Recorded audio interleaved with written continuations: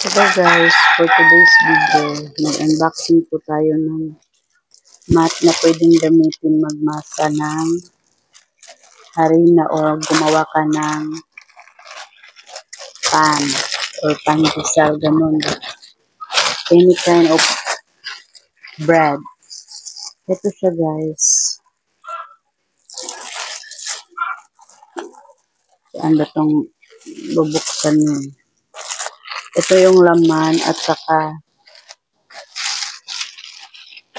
ito yung tray guys. Meron silang wood rolling pole. Parang meron pa. Ay, ito guys. Meron pang free pang-cut ng pandesal. Ganun.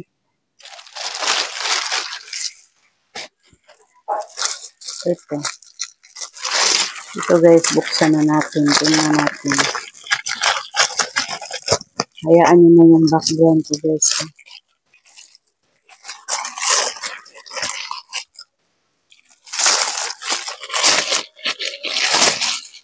Ito siya guys. Maraming kulay ito guys, mapipilian. Pero yung pinili ko pink. Ano pala siya? Malaki siya guys ha. Ano to? 60 by 50 by 60? Yun, yung pinili ko guys. Meron naman ito guys, walang free. Ay, ang lagkit, ang ano niya guys, oh.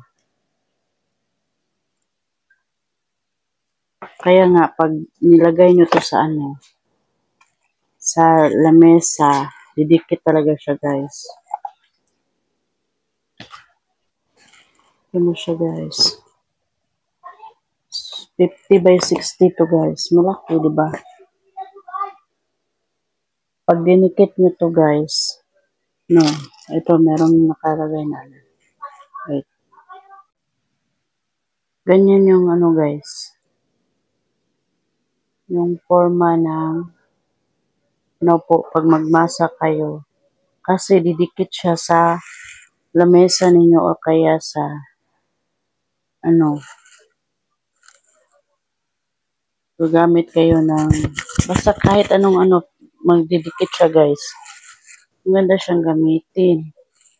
Tapos meron pang ano, yung binili ko dyan guys, ito lang. Ito free. At saka ito. Diba sa lagang 115 yata to guys.